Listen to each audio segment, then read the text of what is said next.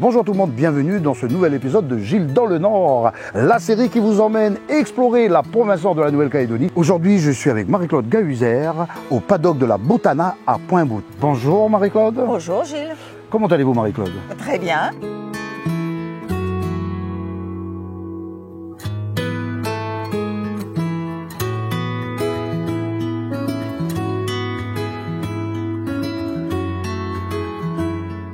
Alors Marie-Claude Gahuzer, qu'est-ce que vous proposez au paddock de la Botana? Alors le paddock de la Botana se compose de 3 chambres et un bungalow qui a une capacité de 11 personnes au total.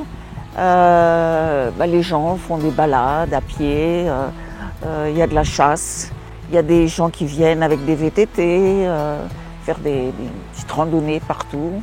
Et le soir, après dîner, on va observer les cerfs au projecteur. D'accord. Et au niveau de la table d'hôte, qu'est-ce qu'on propose comme bon plat Ce soir, vous aurez un carpaccio de cerf. C'est ma spécialité maison, mais vous me direz ça à table. En général, les gens sont contents. C'est ou l'entrée ou le plat avec du cerf. Voilà. Tu me disais tout à l'heure qu'on pouvait chasser sur ta propriété, et puis là ça tombe très bien parce qu'il y a un ami qui est là, pour la personne de Philippe. Alors Philippe, il sert de guide pour de l'initiation à la chasse, ou si c'est des chasseurs par exemple qui viennent pour des trophées.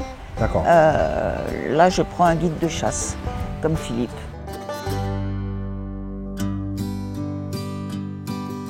Donc là Philippe, on est venu pour regarder un peu les cerfs sortir tout doucement du bois.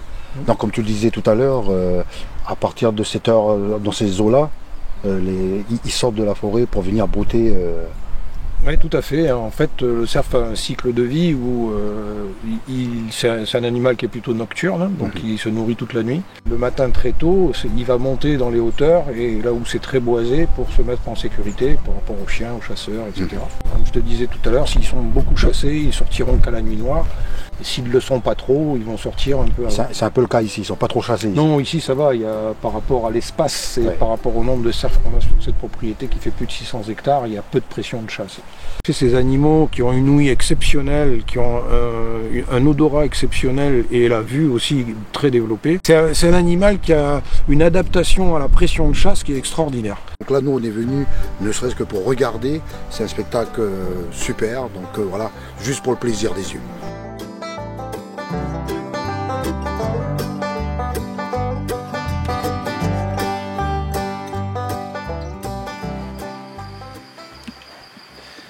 Marie-Claude, la chambre d'hôte, la table d'hôte, quand toi et ton mari vous mettez ça en place, qu'est-ce que vous aviez envie de présenter ou offrir? À l'époque, il y avait le bétail.